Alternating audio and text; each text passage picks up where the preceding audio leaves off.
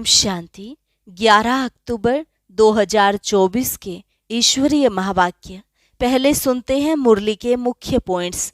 बाबा ने कहा, अगर सारा दिन बुद्धि में यह ज्ञान फिरता रहे तो खुशी का पारा भी चढ़ा रहे, लेकिन साथ साथ तुम्हें याद की यात्रा में भी रहना है।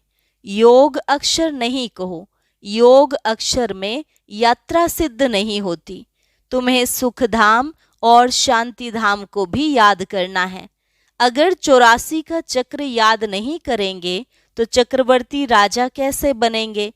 फिर बाबा ने कहा, वास्तव में भ्रमरी का मिसाल तुम ब्राह्मण ब्राह्मणियों के ऊपर है, क्योंकि तुम विकारी कीड़ों को आप समान ब्राह्मण बनाते हो। अभी तुमको बैगर टू प्रिंस बनना है तो मेहनत करनी चाहिए। सदैव बुद्धि में याद रहे, इस पुरानी दुनिया से हमारा लंगर उठ चुका है, अब हमें उस पार नई दुनिया में जाना है। बाप जानते हैं कुछ बच्चे ऐसे भी हैं जो बिल्कुल भी याद नहीं करते, शिव बाबा को जानते ही नहीं, मानते ही नहीं, क्योंकि माया का पूरा ग्रहण लगा हुआ है। ऐसे में समझना चाहिए राजधानी स्थापन हो रही है, उसमें सूर्यवंशी चंद्रवंशी सब चाहिए। लास्ट में बाबा ने कहा, जब तुम बच्चे देह अभिमानी बनते हो तभी बाप को भूलते हो, इसलिए अपने को आत्मा समझो और बाप के साथ साथ वर्षे को भी याद करो। जैसे बाप समझाते हैं वैसे तुम बच्चों को भी अब टेव आदत पड़ जानी चाहिए। तुम्हें बहुत निडर होकर भबके से बात करनी है। बड़े आदमी को देखकर फंक नहीं होना चाहिए। और अब सुनते हैं महावाक्यों को विस्तार से। मुरली का सार। मीठे बच्चे, बाप की याद के साथ साथ ज्ञान धन से संपन्न बनो। बुद्धि में सारा ज्ञान घूमता रहे तब अपार खुशी रहेगी। सृष्टि चक्र के ज्ञान से तुम चक्रवर्ती राजा बनेंगे। प्रश्न, किन बच्चों मनुष्यों की प्रीत बाप से नहीं हो सकती है। उत्तर, जो रौरव नरक में रहने वाले विकारों से प्रीत करते हैं, ऐसे मनुष्यों की प्रीत बाप से नहीं हो सकती। तुम बच्चों ने बाप को पहचाना है, इसलिए तुम्हारी बाप से प्रीत है। दूसरा प्रश्न, किसे सतयुग में आने का हुक्म ही नहीं है। उत्तर, बाप को भी सतयुग में आना नहीं है तो वहां काल भी आ नहीं सकता। जैसे रावण को सतयुग में आने का हुक्म नहीं, ऐसे बाबा कहते, बच्चे मुझे भी सतयुग में आने का हुक्म नहीं। बाबा तो तुम्हें सुख धाम के लायक बनाकर घर चले जाते हैं, उन्हें भी लिमिट मिली हुई है। ओम शांति। रूहानी बाप बैठ रूहानी बच्चों को समझाते हैं। रूहानी बच्चे याद की यात्रा में बैठे हुए हो। अंदर में यह ज्ञान है ना कि हम आत्माएं याद की यात्रा पर हैं। यात्रा अक्षर तो जरूर दिल में आना चाहिए। जैसे वह यात्रा करते हैं हरिद्वार अमरनाथ जाने की, यात्रा पूरी की, फिर लौट आते हैं। यहाँ फिर तुम बच्चों की बुद्धि में है कि हम जाते हैं शांति धाम। बाप ने आकर हाथ पकड़ा है, हाथ पकड़कर पार ले जाना होता है ना। कहते भी हैं हाथ पकड़ लो, क्योंकि विषय सागर में पड़े हैं। अब तुम शिव बाबा को याद करो और घर को याद करो। अंदर में यह आना चाहिए कि हम जा रहे हैं, इसमें मुख से कुछ भी बोलना नहीं है। अंदर में सिर्फ याद रहे, बाबा आया हुआ है लेने लिए। याद की यात्रा पर जरूर रहना है। इस याद की यात्रा से ही तुम्हारे पाप कटने हैं, तब ही फिर उस मंजिल पर पहुंचेंगे। कितना क्लियर बाप समझाते हैं। जैसे छोटे बच्चों को पढ़ाया जाता है ना, सदैव बुद्धि में हो कि हम बाबा को याद करते जा रहे हैं। बाबा का काम ही है पावन बनाकर पावन दुनिया में ले जाना। बच्चों को ले जाते हैं, आत्मा को ही यात्रा करनी है। हम आत्माओं को बाप को याद कर घर जाना है। घर पहुँचेंगे फिर बाप का काम पूरा हुआ। बाप आते ही हैं पतित से पावन बनाकर घर ले जाने। पढ़ाई तो यहाँ ही पढ़ते हैं, भले घूमो फिरो, कोई भी काम काज करो, बुद्धि में यह याद रहे। योग अक्षर में यात्रा सिद्ध नहीं होती है, योग सन्यासियों का है।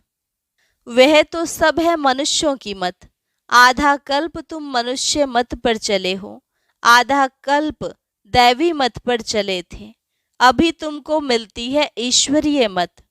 योग अक्षर नहीं कहो, याद की यात्रा कहो। आत्मा को यह यात्रा करनी है। वह होती है जिस्मानी यात्रा, शरीर के साथ जाते हैं। इसमें तो शरीर का काम ही नहीं। आत्मा जानती है हम आत्माओं का वह स्वीट घर है। बाप हमको शिक्षा दे रहे हैं जिससे हम पावन बनेंगे। याद करते करते तमो प्रधान से सतो प्रधान बनना है, यह है यात्रा। हम बाप की याद में बैठते हैं क्योंकि बाबा के पास ही घर जाना है। बाप आते ही हैं पावन बनाने, सो तो पावन दुनिया में जाना ही है। बाप पावन बनाते हैं, फिर नंबरवार पुरुषार्थ अनुसार तुम पावन दुनिया में जाएंगे। यह ज्ञान बुद्धि में रहना चाहिए। हम याद की यात्रा पर हैं। हमको इस मृत्यु लोक में लौट कर नहीं आना है। बाबा का काम है हमको घर तक पहुंचाना। बाबा रास्ता बता देते हैं। अभी तुम तो मृत्यु लोक में हो, फिर अमर लोक नई दुनिया में होंगे। बाप लायक बनाकर ही छोड़ते हैं। सुखधाम में बाप नहीं ले जाएंगे, इनकी लिमिट हो जाती है घर तक पहुंचाना। यह सारा ज्ञान बुद्धि में रहना चाहिए। सिर्फ बाप को याद नहीं करना चाहिए, साथ में ज्ञान भी चाहिए। ज्ञान से तुम धन कमाते हो ना।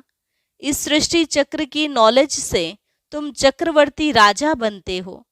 बुद्धि में यह ज्ञान है, इसमें चक्र लगाया है। फिर हम घर जाएंगे, फिर नए सिर चक्र शुरू होगा।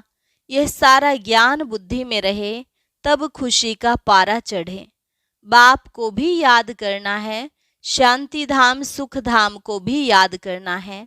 84 का चक्र अगर याद नहीं करेंगे तो चक्रवर्ती राजा कैसे बनेंगे।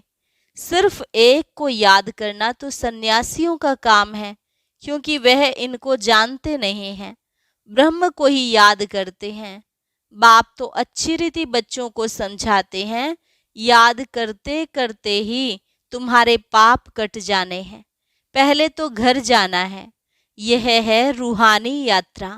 गायन भी है, चारों तरफ लगाए फेरे, फिर भी हरदम दूर रहे, अर्थात बाप से दूर रहे। जिस बाप से बेहद का वर्षा मिलना है, उनको तो जानते ही नहीं। कितने चक्र लगाए हैं, हर वर्ष भी कई यात्रा करते हैं। पैसे बहुत होते हैं तो यात्रा का शौक रहता है। यह तो तुम्हारी है रूहानी यात्रा। तुम्हारे लिए नई दुनिया बन जाएगी। फिर तो नई दुनिया में ही आने वाले हो, जिसको अमर लोक कहा जाता है। वहाँ काल होता नहीं जो किसको ले जाए। काल को हुक्म ही नहीं है नई दुनिया में आने का। रावण की तो यह पुरानी दुनिया है ना, तुम बुलाते भी यहाँ हो। बाप कहते हैं मैं पुरानी दुनिया में पुराने शरीर में आता हूँ, मुझे भी नई दुनिया में आने का हुक्म नहीं। मैं तो पतितों को ही पावन बनाने आता हूँ। तुम पावन बन फिर औरों को भी पावन बनाते हो। सन्यासी तो भाग जाते हैं, एकदम गुम हो जाते हैं, पता ही नहीं पड़ता है कहाँ चला गया, क्योंकि वह ड्रेस ही बदल लेते हैं। जैसे एक्टर्स रूप बदलते हैं, कभी मेल से फीमेल बन जाते हैं, कभी फीमेल से मेल बन जाते हैं। यह भी रूप बदलते हैं। सतयुग में थोड़े ही ऐसी बातें होंगी।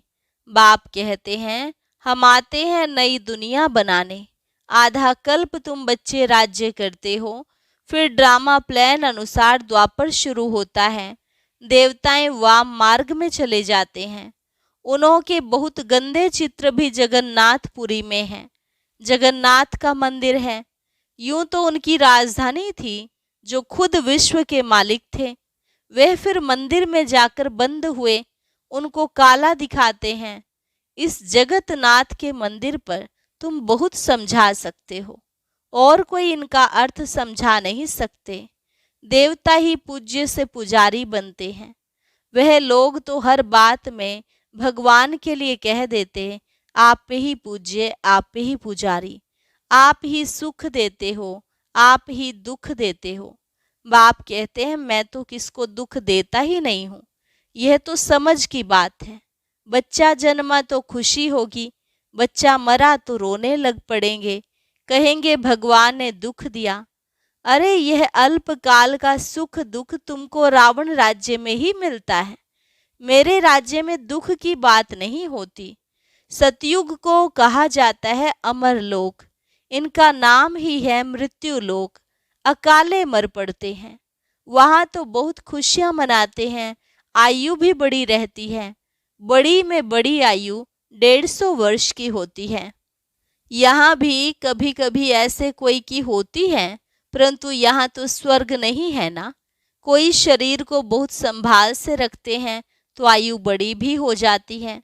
फिर बच्चे भी कितने हो जाते हैं, परिवार बढ़ता जाता है, वृद्धि जल्दी होती है।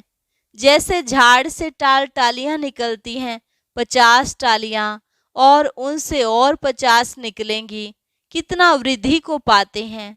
यहाँ भी ऐसे हैं, इसलिए इनका मिसाल बढ़ के झाड़ से देते हैं। सारा झाड़ खड़ा है, फाउंडेशन है नहीं। यहाँ भी आदि सनातन देवी देवता धर्म का फाउंडेशन है नहीं। कोई को पता ही नहीं देवताएं कब थे, वह तो लाखों वर्ष कह देते हैं। आगे तुम कभी ख्याल भी नहीं करते थे। बाप ही आकर ये सब बातें समझाते हैं। तुम अभी बाप को भी जान गए हो, और सारे ड्रामा के आदि मध्य अंत ड्यूरेशन आदि सबको जान गए हो। नई दुनिया से पुरानी, पुरानी से नई कैसे बनती है, यह कोई नहीं जानते। अभी तुम बच्चे याद की यात्रा में बैठते हो। यह यात्रा तो तुम्हारी नित्य चलनी ही है। घूमो फिरो, परंतु इस याद की यात्रा में रहो। यह है रूहानी यात्रा। तुम जानते हो, भक्ति मार्ग में हम भी उन यात्राओं पर जाते थे। बहुत बार यात्रा की होगी जो पक्के भक्त होंगे। बाबा ने समझाया है, एक शिव की भक्ति करना, वो है अव्यभिचारी भक्ति। फिर देवताओं की होती है, फिर 5 तत्वों की भक्ति करते हैं। देवताओं की भक्ति फिर भी अच्छी है, क्योंकि उन्हों का शरीर फिर भी सतो प्रधान है।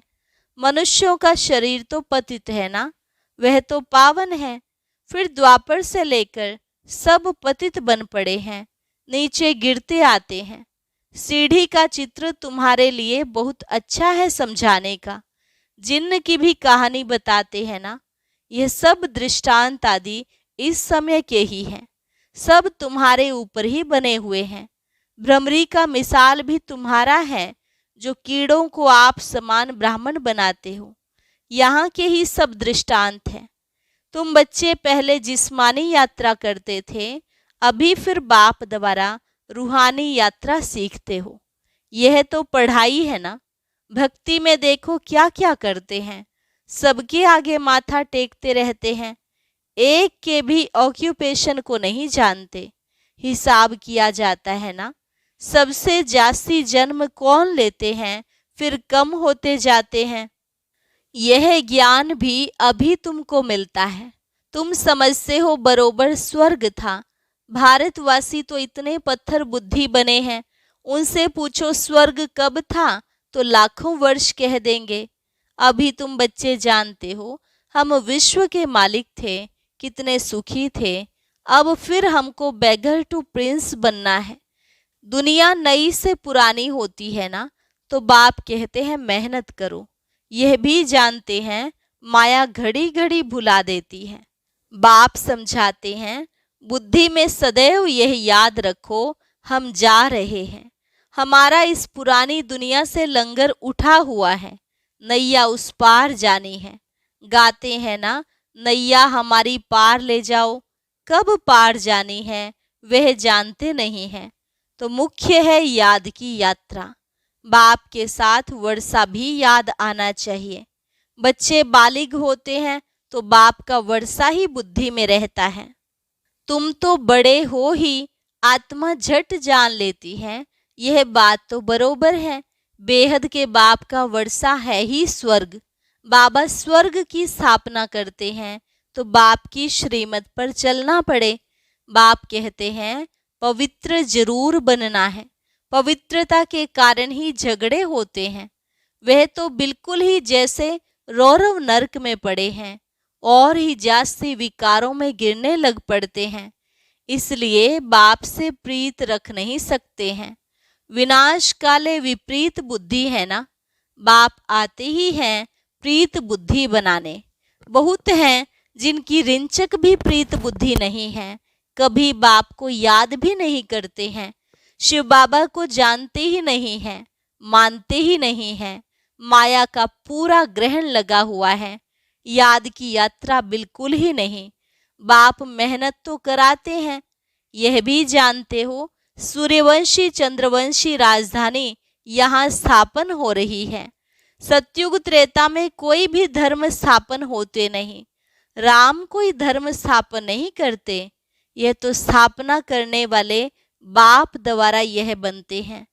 और धर्म स्थापक और बाप के धर्म स्थापना में रात दिन का फर्क है। बाप आते ही है संगम पर, जबकि दुनिया को बदलना है। बाप कहते हैं कल्प कल्प कल्प के संगम युगे आता हूँ।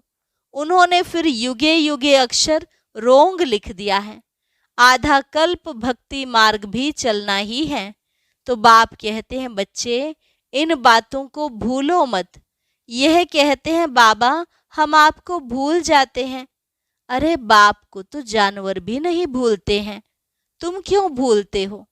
अपने को आत्मा नहीं समझते हो। देह अभिमानी बनने से ही तुम बाप को भूलते हो। अब जैसे बाप समझाते हैं वैसे तुम बच्चों को भी टेव आदत रखनी चाहिए। भबके से बात करनी चाहिए। ऐसे नहीं बड़े आदमी के आगे तुम फंक हो जाओ। तुम कुमारियां ही बड़े बड़े विद्वान पंडितों के आगे जाती हो तो तुम्हें निडर हो समझाना है। अच्छा, मीठे मीठे सिकिल अधे बच्चों प्रति मात पिता बाप दादा का याद प्यार और गुड मॉर्निंग। रूहानी बाप की रूहानी बच्चों को नमस्ते। रूहानी बच्चों की रूहानी बाप दादा को नमस्ते नमस्ते गुड मॉर्निंग। धारणा के लिए मुख्य सार। पहली पॉइंट, बुद्धि में सदैव याद रहे कि हम जा रहे हैं। हमारी नैया का लंगर इस पुरानी दुनिया से उठ चुका है। हम हैं रूहानी यात्रा पर। यही यात्रा करनी और करानी है। किसी भी बड़े आदमी के सामने निर्भयता भबके से बात करनी है। फंक नहीं होना है। देही अभिमानी बनकर समझाने की आदत डालनी है। वरदान, व्यर्थ व माया से इनोसेंट बन, दिव्यता का अनुभव करने वाले महान आत्मा भव। व्यर्थ व माया से इनोसेंट बन, दिव्यता का अनुभव करने वाले महान आत्मा भव। महान आत्मा अर्थात सेंट उसे कहेंगे जो व्यर्थ व माया से इनोसेंट हो। जैसे देवताएं इससे इनोसेंट थे, ऐसे अपने वो संस्कार इमर्ज करो। व्यर्थ के अविद्या स्वरूप बनो, क्योंकि यह व्यर्थ का जोश कई बार सत्यता का होश, यथार्थता का होश समाप्त कर देता है। इसलिए समय, श्वास, बोल, कर्म सब में व्यर्थ से इनोसेंट बनो। जब व्यर्थ की अविद्या होगी तो दिव्यता स्वतः अनुभव होगी और अनुभव कराएगी। स्लोगन, फर्स्ट डिवीजन में आना है तो ब्रह्मा बाप के कदम पर कदम रखो। आज का व्यक्त ज्ञान मोती बहुत विशेष है। सभी भाई बहनें जरूर सुने। अव्यक्त ज्ञान मोती सुनने के लिए ऊपर दिए गए बॉक्स पर क्लिक करें।